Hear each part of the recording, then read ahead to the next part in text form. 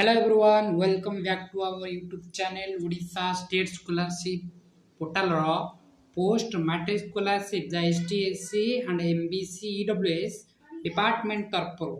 जो post matric scholarship distribution होता category OBC SEBC EBC पिलांकर स्टेटस रेला बड़ परिवर्तन आसिला खुशी खबर केबे मिलेबो ए स्कॉलरशिप टंका स्टेटस रे प्रीवियस वीडियो रे आमे कहितलु खूब शीघ्र स्कॉलरशिप मिलिबो जहार लिंक डिस्क्रिप्शन अच्छे चाहिए आपण माने चेक करि परिबे आमे प्रूफ सहित देखिबा स्टेटस चेंज होईची कि नाही आमे गवर्नमेंट पाखरे जे रिक्वेस्ट रखितेले ता सतरे कार्यकारी होईची ना नाही ए वीडियो रे आलोचना करबा सहित बहुत शीघ्र स्कॉलरशिप अमाउंट आसीबार जाउची ए जून लास्ट सुधा बा जून लास्ट सुधा बहुत से पिला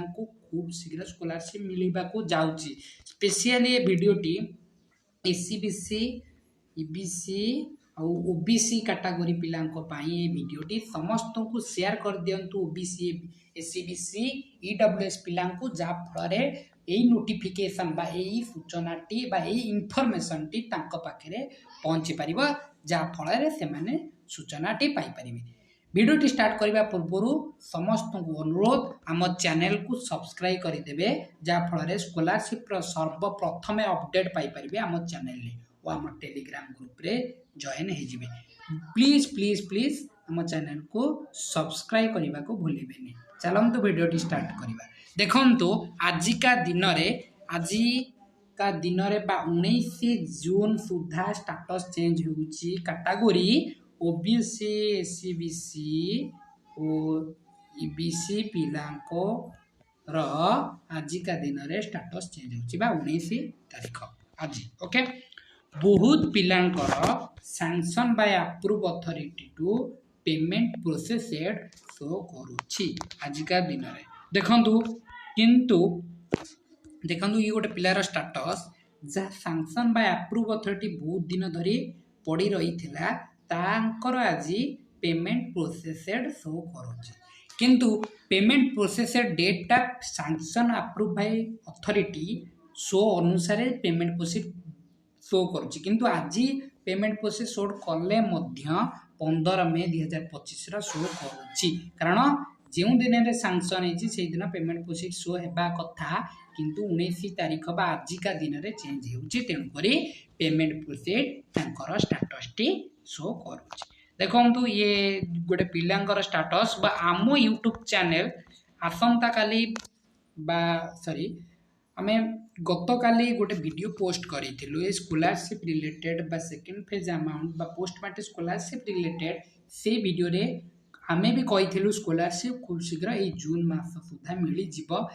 जहाँ आम कथा सत होईची आ प्रूफ बा आमे से वीडियो रो कमेंट रे बहुत पिला कमेंट कर सूचना देते आमको आम स्कॉलरशिप स्टेटस चेंज है स्कॉलरशिप बहुत शीघ्र मिलवा को जाऊँगी चलतु आम देखा कमेंट सब देखु बहुत पिला लिखले आम पेमेंट प्रोसेस केते दिन भीतर आम ये गोटे प्रश्न आम तार उत्तर देवा देखो सार मोर आज पेमेंट प्रोसेस शो कला पेमेंट प्रोसेस शो कला 19 जून रे खबर ओके देखो आज पेमेंट प्रोसेस शो होती कि 15 मे रे देखो आम कहले 15 मे रे सैंक्शन अच्छी बोली शो करूँगी तापर कहले आज अपडेट है बहुत पिलांकर खुशी खबर आम जहाँ सूचना देथिबारु धन्यवाद आपन धन्यवाद तेणुक आम चैनल से जो जोड़ी होगा आपन को अनुरोध ओके देखु आम यही प्रश्न उत्तर खोजा जे पेमेंट प्रोसेस हेले केते दिन भितर पेमेंट आसी जहाँ आम पाखे सूचना